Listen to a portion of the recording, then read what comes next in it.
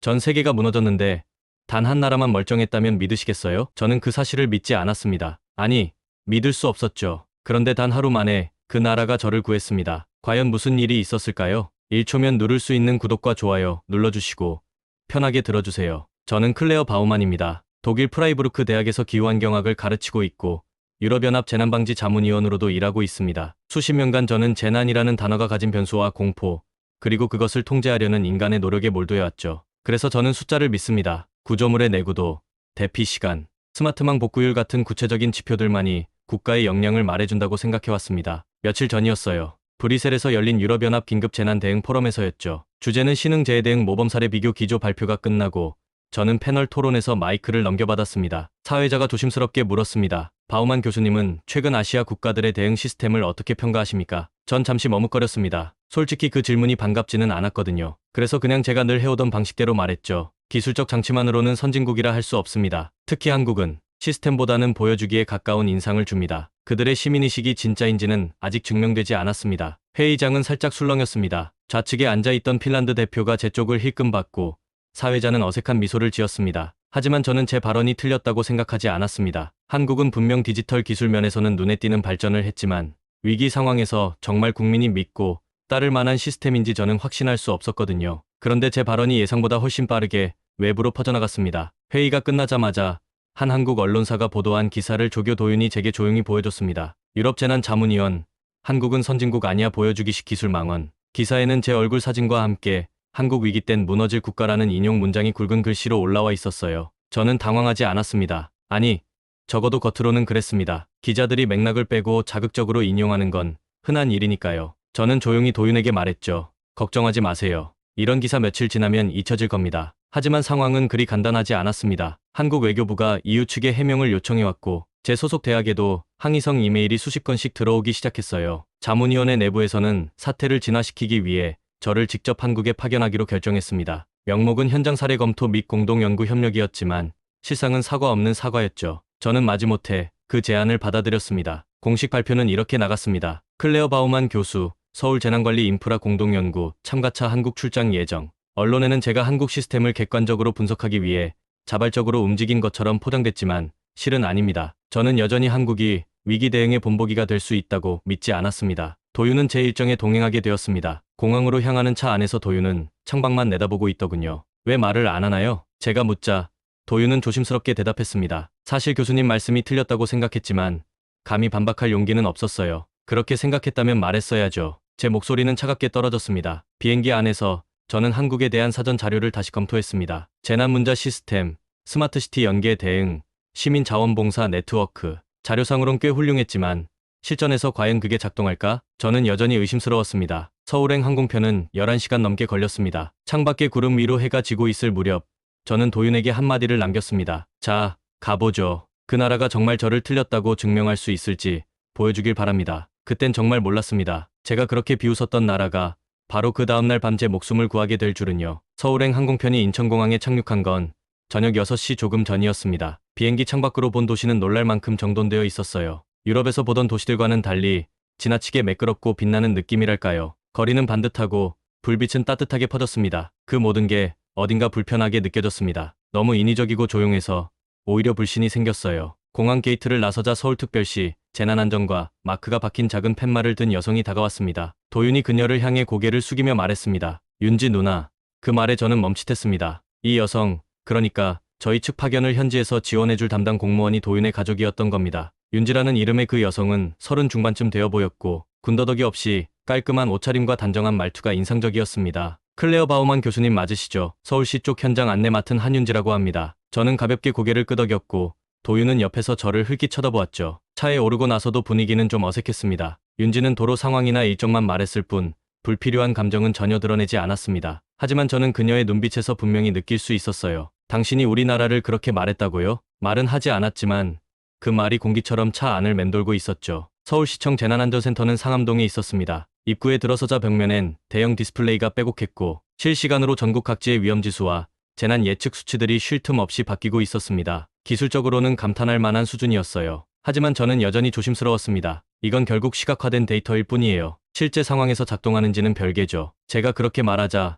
윤지는 웃지도 않았습니다. 그저 실제로 작동할 기회가 자주 없기를 바라는 게 저희 입장이에요라고만 답했어요. 그 말은 좀 묘했습니다. 책임자답게 현실적이면서도 뭔가 자신감 같은 게 묻어났거든요. 이튿날부터 본격적인 현장 점검이 시작됐습니다. 서울 북부의 한 재난 대응 거점센터를 시작으로 도로 통제 시스템, 한강 범람 감지 센서 현장까지 이틀간 타이트하게 움직였어요. 모든 일정엔 윤지가 동행했고 그녀는 그 어떤 질문에도 지체 없이 정확하게 답했습니다. 그리고 이상할 정도로 매뉴얼이 너무 잘 정리되어 있었어요. 이건 예외 상황에서 더 위험하지 않나요? 제가 인천 내륙 침수 대비 수문 통제 시스템을 보며 묻자 윤지는 바로 이렇게 말했습니다. 그럴 수 있죠. 그래서 이건 중앙 통제가 아니라 구청별 판단에 따라 작동해요. 그럼 사고 위험이 더 커지는 거 아닌가요? 아니요. 오히려 빨라집니다. 중앙이 손 놓고 판단하는 10분 사이에 누군가는 현장에서 이미 대응하고 있어야 하니까요. 그 대답이 마음에 들지 않았습니다. 왜냐하면 그 말이 맞을지도 모르겠다고 느꼈거든요. 하루 일정이 끝나고 숙소로 돌아오는 길, 윤지는 갑자기 차를 세웠습니다. 그리고 좁은 골목으로 저를 데려갔습니다. 골목 입구엔 누런 박스형 컨테이너가 하나 놓여 있었고 그 안엔 삽, 모래자루, 장갑 같은 것들이 가지런히 정리되어 있었어요. 이게 뭔가요? 공용 제설 도구함이에요. 겨울엔 제설제, 여름엔 수방용 모래가 들어갑니다. 저는 그 순간 너무 놀라 말을 잇지 못했습니다. 저런 걸 길에다 그냥 둔다고요? 누가 훔쳐가지 않는다고요? 저 도구들 누구나 사용할 수 있어요. 단, 아무도 손대지 않죠. 필요한 때가 아니라면. 그 말은 마치 믿음의 구조물 같았어요. 유럽이라면 벌써 자전거라도 묶어놨을 텐데 이곳에선 그게 그냥 열린 채 그대로 놓여 있었죠. 그리고 바로 그날 밤 서울 전역에 강한 비바람 예보가 내려졌습니다. 예상보다 빠르게 먹구름이 몰려들고 있었어요. 윤지는 저를 호텔에 내려주며 짧게 말했습니다. 오늘 밤엔 창문 꼭 닫고 주무세요. 내일 아침엔 조금 시끄러울 수도 있어요. 저는 창문을 바라보았습니다. 서울의 하늘은 여전히 조용하고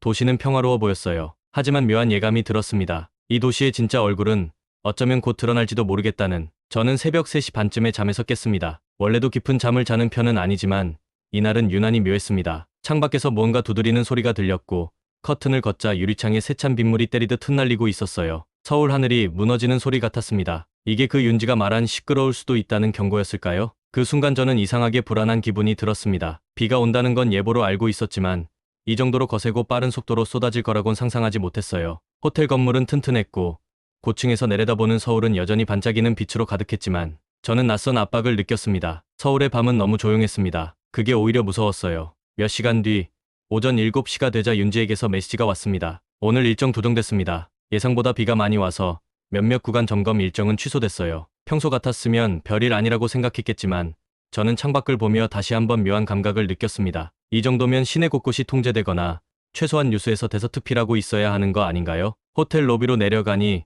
직원들은 무표정하게 근무 중이었고 손님들도 조용히 아침 식사를 하고 있었습니다. 정말 비상 상황이 맞는 건가요? 제가 프런트 데스크에 조심스럽게 묻자 직원은 서울은 이런 날이 가끔 있습니다. 걱정하지 않으셔도 돼요라며 웃었습니다. 그 웃음이 오히려 더 낯설게 느껴졌습니다. 시사를 마치고 객실로 돌아오려던 참 호텔 지하 통로에서 이상한 진동을 느꼈습니다. 바닥이 아주 살짝 울리고 있었고 벽 쪽에 설치된 배수관에서 물소리가 불규칙하게 튀었죠. 저는 엘리베이터 대신 계단을 선택했는데 그 선택이 결과적으로는 제게 중요한 전환점이 되었어요. 계단실 옆에 비상 출입문이 하나 있었고 문 바깥쪽에 물이 차오르고 있었습니다. 단순한 침수가 아니었어요. 아래층 주차장 구간까지 물이 들어왔고 몇몇 출입구가 통제되기 시작했죠. 당황한 저는 프런트에 연락하려 했지만 휴대폰 신호가 일시적으로 불안정해졌고 건물 전체가 비상 모드로 전환되었는지 엘리베이터 작동도 지연되고 있었습니다. 그때였습니다. 계단을 따라 올라오던 두 사람이 제게 다가왔습니다. 한 사람은 노란 우의를 입었고 다른 사람은 등짐 안에 손전등과 무전기를 들고 있었습니다. 혹시 괜찮으세요? 저희는 지역 자원대입니다. 지하 쪽에 계셨던 거죠? 그 중 한 명이 조용히 말을 걸었어요. 자원대요? 공무원도 아니고? 저는 순간 머리가 복잡해졌습니다. 하지만 둘 다 침착했고 말투는 훈련된 듯 정확했습니다. 혹시 객실 내 대피 안내 받으셨나요? 지금은 대피하실 필요는 없지만 혹시 모르니 안전 경로는 확인해두세요. 그들의 말이 이상할 정도로 평온하게 느껴졌습니다. 당신들은 누구죠? 어디 소속인가요? 제가 되물었을 때 남자가 손에 들고 있던 명찰을 꺼내 보였습니다. 서울시 등록 시민자원대 11구역. 이름도 있었고 QR코드까지 찍힌 공식 등록증이었습니다. 서울에는 이런 게 있나요? 네, 동마다 있어요. 훈련은 1년에 한 번씩 받고 있고요. 오늘같이 갑자기 도로 통제가 시작되거나 배수 문제가 생기면 우리가 먼저 움직입니다. 남자의 말에 저는 멍하니 고개를 끄덕일 수밖에 없었습니다. 단순한 우연이라 보기엔 너무도 치밀하고 조직적인 대응이었습니다. 그것도 민간인이 주도하고 있다는 사실이 저는 납득되지 않았어요. 이건 단순히 몇 명의 열성 시민이 움직이는 게 아니었습니다. 시스템이었습니다. 서울 전체가 이 체계 위에서 조용히 작동하고 있었던 거예요. 그 순간 제 휴대폰에서 알람이 울렸습니다. 재난경보 현재 시간부로 강우량 80mm 도달. 저지대 차량 이동 자제 바랍니다. 해당 지역 주민 대피 준비 바랍니다. 이 경보는 통신망이 잠시 불안한 와중에도 정확히 도착했고 호텔 전체에는 동시에 같은 메시지가 방송됐습니다. 로비에 있던 외국인 관광객들도 일제히 핸드폰을 꺼내 화면을 확인했죠. 누구 하나 동요하지 않았습니다. 서울 사람들은 그 알람을 일상처럼 받아들이고 있었어요. 저는 이상하다고 느꼈습니다. 도시가 이렇게 조용할 수 있을까요? 이렇게 거센 비가 쏟아지고 있는데 이렇게나 평온한 대응이 가능하다니요. 저는 엘리베이터가 다시 작동하자 천천히 객실로 올라왔습니다. 창밖은 여전히 비가 쏟아지고 있었고 하늘은 잿빛으로 변해 있었습니다. 그러나 그 밑에 있는 서울은 여전히 질서정연했어요. 그때까지도 저는 이게 단지 첫 시작일 뿐이라는 걸 모르고 있었습니다. 폭우는 이제 막 도심을 향해 밀려들고 있었습니다. 그리고 저는 곧 진짜 서울을 보게 될 예정이었습니다. 저는 그날 밤 다시 잠들 수 없었습니다. 창밖은 여전히 어두웠고 빗줄기는 더 굵어졌습니다. 건물 유리창을 치는 소리는 이제 단순한 비가 아니라 무언가 부서지는 것처럼 강하게 들렸어요. 그리고 새벽 3시가 조금 넘었을 무렵 호텔 내부 방송이 울렸습니다. 지하 1층 주차장 구간 일부 침수 발생. 2층 이상 투숙객께서는 외출을 자제 바랍니다. 지하 통로 이용은 금지되어 있습니다. 저는 순간 등줄기를 타고 한기가 훅 하고 내려왔습니다. 지하 통로라면 제가 낮에 이상한 진동을 느꼈던 바로 그 공간이었습니다.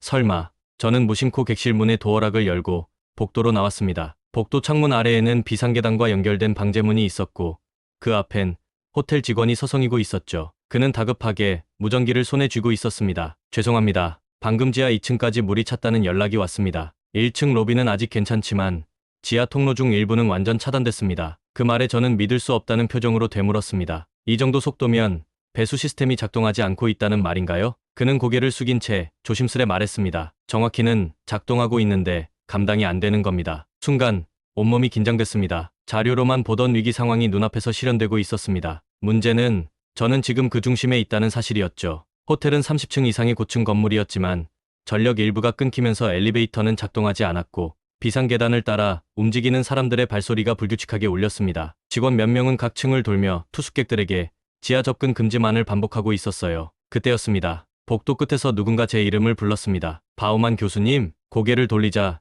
익숙한 얼굴이 보였어요. 서울시 담당자 윤지였습니다. 우비를 입은 채 서 있었고 눈에는 비와 땀이 섞여 흘러내리고 있었어요. 여기서 뭐하고 계세요? 지하 쪽으로 내려가셨다던데.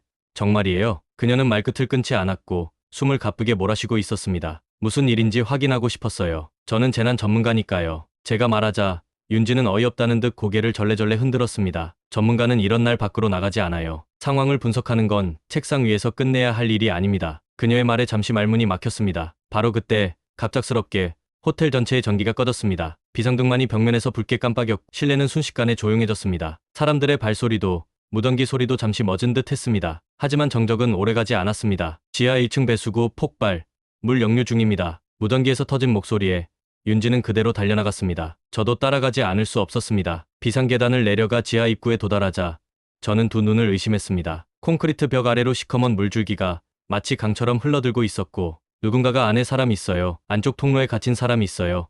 하고 외치고 있었어요. 그 순간 제 안의 직업적 본능이 반응했습니다. 이건 기록해야 할 상황입니다. 현장에서 어떤 대응이 벌어지는지 저는 직접 보아야 했습니다. 하지만 무모했습니다. 통제선을 넘는 순간 저는 발목까지 차오른 물에 미끄러졌고 한순간 정신을 잃을 뻔했죠. 잡아. 어디선가 외침이 들렸고 누군가 제 팔을 세게 붙잡았습니다. 순간적으로 의식을 되찾은 저는 눈앞에서 노란 우위를 본 순간 멈춰섰습니다. 낯익은 얼굴이었어요. 아까 봤죠? 저희 자원대 교수님 또 나오실 것 같아서 대기하고 있었어요. 그는 낮에 호텔 지하에서 저를 안내했던 그 시민 구조대원이었습니다. 그리고 그의 옆에는 윤지가 있었습니다. 제가 말씀드렸잖아요. 이 도시는 그냥 보기 좋은 도시가 아니라고요. 윤지의 말은 차분했지만 묘한 울림이 있었습니다. 두 사람은 함께 저를 끌어내 지상 출입구 쪽으로 이동시켰고 그 와중에도 다른 자원대원들이 도구를 꺼내 문턱에 물을 막고 구조 요청자들을 확인하며 리스트를 정리하고 있었습니다. 저는 말이 나오지 않았습니다. 이건 단순한 훈련도 마케팅도 아니었습니다. 실제 위기 상황 속에서 평범한 시민들이 움직이고 있었습니다. 그 누구도 시키지 않았고 지시받은 것도 아니었습니다. 그들이 그렇게 움직인 이유는 단 하나였습니다. 지금 우리가 하지 않으면 아무도 하지 않을 테니까요. 노란 우위를 입은 남자가 그렇게 말했습니다. 그 순간 저는 깨달았습니다. 이 나라가 가진 진짜 재해 대응 시스템은 법도 지침도 아닌 사람이었습니다. 그리고 그 사람이 오늘 저를 살려냈습니다. 저는 평생을 재난을 분석하고 대응책을 설계하며 살아왔습니다. 현장을 지켜본 것도 여러 번 있었고 직접 위험에 처한 적도 없지는 않았죠. 그런데 전날 밤의 경험은 어떤 통계치나 시뮬레이션에서도 보지 못했던 장면이었습니다. 아침이 밝자 서울은 이미 평소의 리듬을 되찾고 있었어요. 어떻게 이런 게 가능한지 저는 솔직히 이해되지 않았습니다. 몇 시간 전만 해도 지하 통로는 물에 잠겼고 도시 곳곳에 침수 경보가 내려졌던 상황이었는데 거리는 이미 정리되어 있었고 일부 지역을 제외하면 시민들은 평소와 다름없이 출근 준비를 하고 있었어요. 윤지와 함께 다시 현장 점검에 나섰습니다. 서울 동쪽 외곽의 한 저지대 주택가 골목이었는데 놀랍게도 그곳은 이미 제설제 포대와 모래자루로 길이 정리되어 있었습니다. 더 놀라운 건 그 도구들이 전부 제가 그날 낮에 보았던 공용함에서 나온 것들이라는 사실이었어요. 이거 누가 정리한 건가요? 제가 묻자 윤지는 담담하게 말했습니다. 주민들이요. 대부분 동네 상인들과 학생들이에요. 어젯밤 11시쯤부터 움직였다고 들었습니다. 그게 믿기지 않았습니다. 그 시간에 지자체도 아닌 주민이 자발적으로 누군가 시키지 않고 움직인다는 건 사실상 유럽 기준에선 거의 불가능에 가까운 일이에요. 특히 이런 재난 직후엔요. 조금 더 걸어가자 작은 슈퍼마켓 앞에서 흥미로운 장면이 펼쳐졌습니다. 점주가 박스물을 꺼내며 주민들에게 하나씩 나눠주고 있었어요. 아무도 다투지 않았고 질서정연했습니다. 물은 자비로 나눠주는 건가요? 윤지 대신 점주가 직접 답했습니다. 네, 단수가 예상돼서요. 한번 경험해보니 서로 도와야 된다는 걸 알게 되더라고요. 저는 다시 묻지 않을 수 없었습니다. 누가 지시한 것도 아니고요. 점주는 웃으며 말했습니다. 아니요, 이런 일엔 지시 없어도 돼요. 원래부터 그런 분위기예요. 그 말을 듣는 순간 저는 머릿속이 복잡해졌습니다. 이건 단순한 기술 시스템이 아니었습니다. 한국은 시민들 자체가 시스템이 되어 있었어요. 조금 뒤 근처 중학교 앞을 지났을 때 학생 몇 명이 등교 전에 제설삽으로 자녀 진흙을 정리하고 있는 걸 보았습니다. 가볍게 웃으며 서로 역할을 나누고 마치 당연한 일처럼 움직이는 모습은 충격 그 자체였습니다. 이 학생들은 왜 이런 일을 하나요? 작년에도 비슷한 상황이 있었거든요. 그때 학교에서 지역 도와주는 건 우리 책임이라고 배운 뒤부터 자연스럽게 움직이더라고요. 지금 제 머릿속에서 뭔가가 무너지고 있다는 걸 저는 느끼고 있었습니다. 독일이라면 이런 일이 벌어졌을 때 책임 소재를 두고 언쟁이 붙고 공무원들의 늑장 대응이 뉴스로 보도되었을 겁니다. 그런데 여기선 도리어 언론이 이 평범한 자율 행동을 당연하다는 시선으로 대하고 있었어요. 근처 커뮤니티 센터에 들르자 더 깊은 충격이 찾아왔습니다. 자원대원들이 밤사이 작성한 피해 지역 지도, 수동 작성된 복구 우선순위 리스트, 그리고 주민들이 손으로 직접 적은 위험 지역 정보들이 벽면을 가득 채우고 있었어요.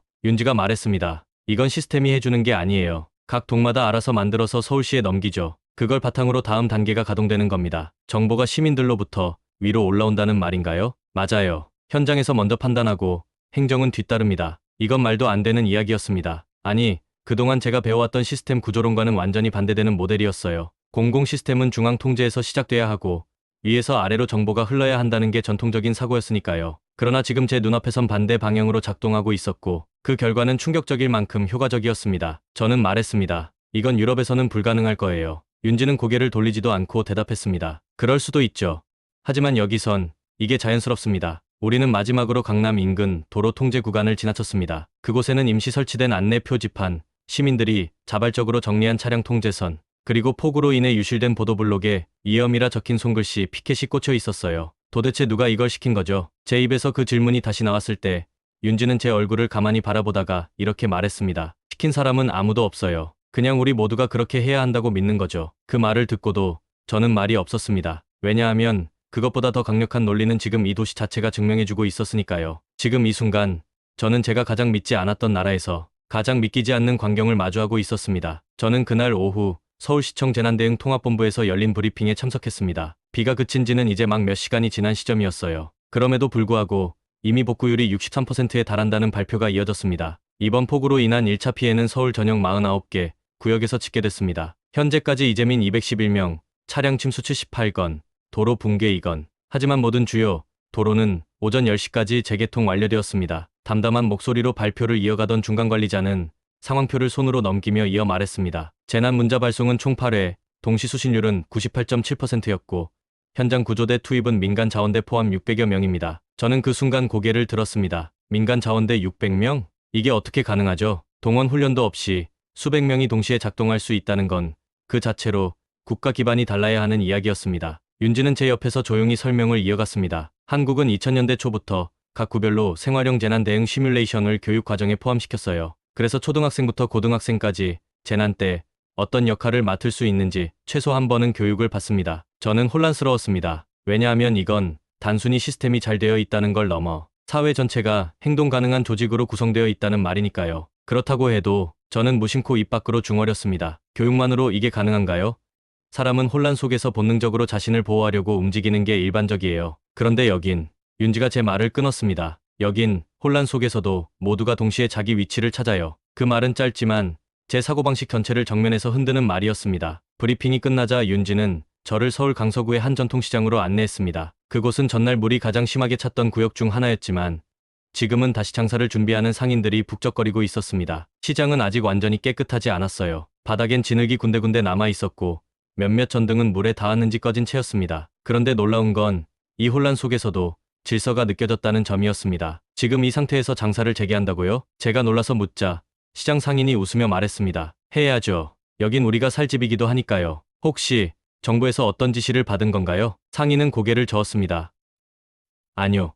그냥 다들 서로 알잖아요. 어느 집이 장사 다시 시작하면 옆집도 같이 움직여요. 그게 시장이고 우리가 살아가는 방식이에요. 그 말을 듣는 순간 저는 갑자기 깊은 부끄러움을 느꼈습니다. 왜냐하면 저는 이런 상황에서 지침이 있어야만 움직일 수 있다고 굳게 믿어왔으니까요. 시스템은 절차를 필요로 한다. 그래야 안전하다, 그게 제 믿음이었습니다. 하지만 서울은 그 믿음을 뒤엎었습니다. 절차가 아니라 훈련된 상식과 공동체성이 먼저 움직였고 그 위에 정보 시스템이 조용히 덧대어진 구조였어요. 저는 도윤에게 조용히 물었습니다. 유럽이라면 이런 일이 벌어진 다음 날 이렇게 시장을 다시 여는 게 가능할까? 도윤은 고개를 숙인 채 말했습니다. 아마 책임자 색출이 먼저였겠죠. 이게 누구 책임이냐?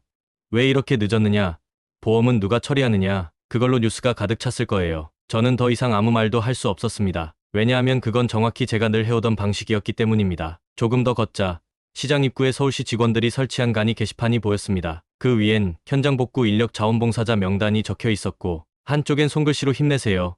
오늘도 함께합니다라는 문구가 붙어 있었습니다. 그 글을 보자 저는 이상하게 목이 뜨거워졌습니다. 이 도시의 복구는 전쟁 같지 않았습니다. 혼란도 있었고 손실도 있었지만 그 안엔 극도의 질서감과 정제된 단합이 있었습니다. 그건 제가 태어나서 단 한 번도 본 적 없는 형태의 집단적 책임감이었습니다. 시청으로 돌아오는 차 안에서 저는 창밖을 바라보며 조용히 중얼였습니다. 이 도시는 혼돈 속에서도 스스로를 움직이게 만드는 질서를 알고 있어요. 윤지가 고개를 돌렸습니다. 교수님, 원래 재난 대응에서 제일 먼저 사라지는 게 뭔지 아세요? 뭔가요? 신뢰예요. 서로를 믿지 않으면 그 다음 단계는 절대 작동하지 않거든요. 그 말은 맞았습니다. 제가 배운 교과서에도 그렇게 쓰여 있었고 이론적으로도 완벽한 말이었어요. 하지만 서울은 그 문장을 실제로 작동되는 구조로 증명하고 있었습니다. 그 순간 저는 더 이상 부정할 수 없었습니다. 이 나라는 분명 제가 몰랐던 방식으로 진화하고 있었습니다. 그리고 저를 포함한 유럽은 그걸 너무 늦게 깨닫고 있는지도 모릅니다. 저는 평소 노트 정리를 습관처럼 해왔습니다. 현장을 둘러볼 때도 브리핑을 들을 때도 항상 옆에 노트를 두고 필요한 정보들을 정리했죠. 그런데 이번 한국 출장은 달랐습니다. 처음 며칠은 습관대로 메모를 했지만 어느 순간부터는 노트 대신 눈과 마음으로 기억하게 되더군요. 그만큼 충격이 컸고 머릿속을 흔드는 게 많았어요. 브리핑을 마치고 돌아온 오후 저는 윤지에게 부탁해 서울 외곽의 소규모 마을형 공동체를 한 군데 더 방문하고 싶다고 말했습니다. 그리고 윤지는 주저없이 고개를 끄덕였어요. 그럼 은평구 진관동으로 가시죠. 거기엔 도시 외곽에선 드물게 재난대응 협동조합이 운영되고 있어요. 협동조합, 그건 제가 유럽에서도 몇 차례 검토했던 모델이었습니다. 하지만 성과는 미미했죠. 대부분 몇 달 만에 흐지부지 사라졌고 시스템보다 감정에 기댄 조직들은 오래가지 못했으니까요. 그러나 진관동은 달랐습니다. 도착하자마자 저는 그곳의 공기부터가 다르다는 걸 느꼈습니다. 골목마다 설치된 비상호출벨, 어린이용 안내 그림, 담벼락에 붙은 모래자루 배치도 모든 게 훈련된 자연스러움이었습니다. 여긴 언제부터 이런 걸 해온 거죠? 제가 묻자 협동조합장을 맡고 있다는 중년 여성 박정희 씨가 대답했습니다. 처음은 10년 전이었어요. 여름에 한 번 크게 침수 피해가 있었는데 그때 다들 느꼈죠. 우리가 스스로 움직이지 않으면 아무도 우릴 돕지 못할 거라는 거요. 그 말은 제가 어젯밤 구조대원에게 들었던 말과도 같았습니다. 지금 우리가 하지 않으면 아무도 하지 않는다. 정희 씨는 조합원들이 번갈아가며 맡은 야간 순찰일지를 보여주기도 했습니다. 그 안에는 이름뿐 아니라 순찰 당시 확인한 위험 요소, 다음 조에게 남기는 특이사항 같은 기록들이 빼곡히 적혀 있었어요. 게다가 그중 일부는 초등학생들이 쓴 글도 있었는데 그 수준이 놀라울 정도로 체계적이었습니다. 애들이 이런 것도 해요? 제가 묻자 정희 씨는 웃으며 고개를 끄덕였습니다. 해요.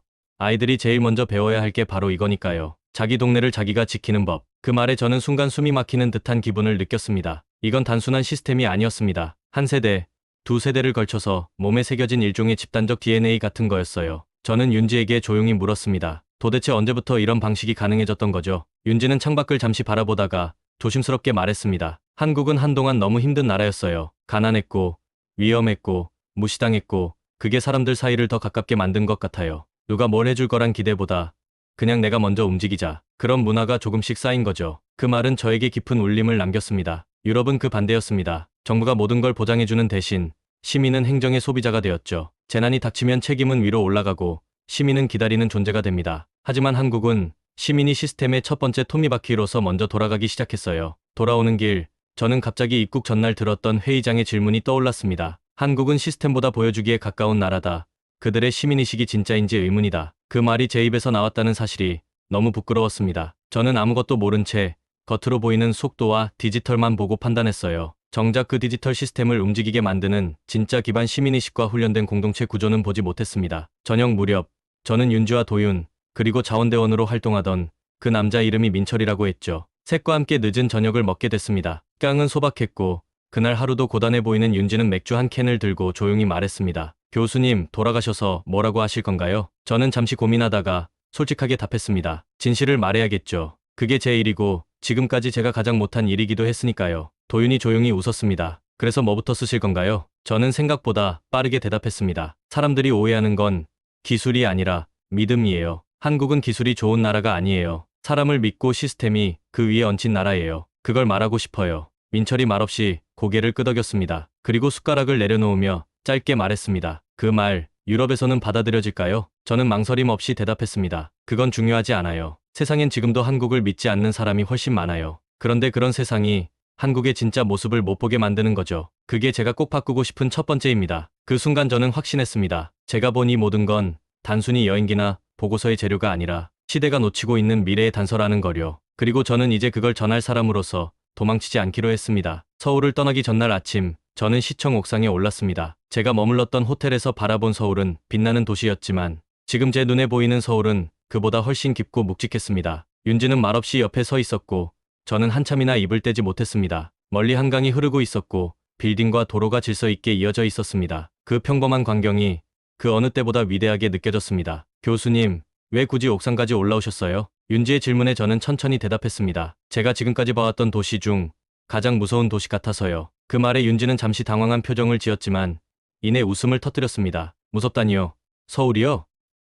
네, 서울은 강해요. 그런데 그 강함이 단단한 콘크리트에서 나오는 게 아니라 사람들한테서 나오는 거예요. 저는 그게 가장 무서운 힘이라고 생각해요. 그건 진심이었습니다. 한국은 지금 세계에서 가장 빠르게 고령화되고 출산율도 낮고 여전히 정치적 갈등과 사회 문제도 많습니다. 하지만 저는 확신합니다. 이 나라는 절대 쉽게 무너지지 않을 거라는 거요. 왜냐하면 이 나라는 위에서 내려오는 명령이 아니라 아래에서부터 올라오는 참여로 움직이는 사회였기 때문입니다. 도시가 물에 잠겨도 시민들이 먼저 손에 삽을 들고 움직이고 전기가 나가도 주민들이 직접 양동이를 들고 배수로를 열고 시스템이 잠시 멈춰도 그 빈자리를 사람이 채워넣는 나라. 저는 그런 도시를 처음 봤습니다. 출국 전 저는 윤지에게 마지막으로 부탁했습니다. 저 혹시 시민구조대 교육 같은 거 직접 체험해 볼 수 있을까요? 그 부탁은 제가 한국에 와서 처음으로 배우고 싶다고 느낀 순간이었습니다. 지금까지는 제가 항상 가르치는 입장이었고 분석자의 위치에 있었어요. 하지만 한국에서는 제가 배우는 사람이어야 했습니다. 그게 부끄럽지 않았습니다. 도윤이 웃으며 말했죠.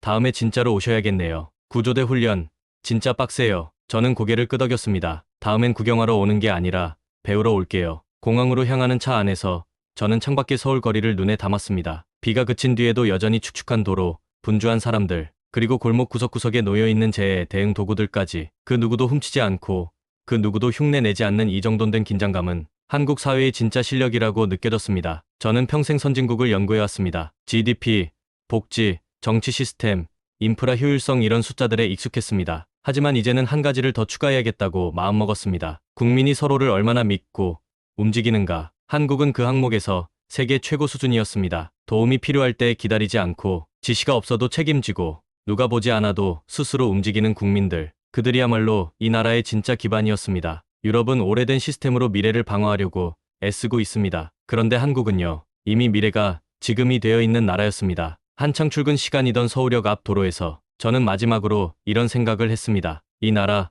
생각보다 훨씬 더 무서운 나라구나. 그리고 동시에 느꼈습니다. 그 무서움이 너무도 아름답다고요. 비행기가 이륙할 때 저는 서울을 내려다보며 마음속으로 중얼거렸습니다. 이 진실을 꼭 전해야 한다. 그래서 모두가 한국을 다시 보게 해야 한다. 왜냐고요? 한국은 지시 없이도 움직이는 나라였고, 위기 속에서도 웃으며 살아가는 나라였고, 가장 어려운 순간에 함께를 먼저 생각하는 나라였기 때문입니다. 이게 바로 제가 본 한국의 진짜 힘입니다. 그리고 그 힘은 어떤 재난보다도, 어떤 기술보다도 더 위대한 무기였습니다. 이 이야기를 들어주셔서 감사합니다. 여러분, 한국은 정말 생각보다 훨씬 더 대단한 나라였습니다.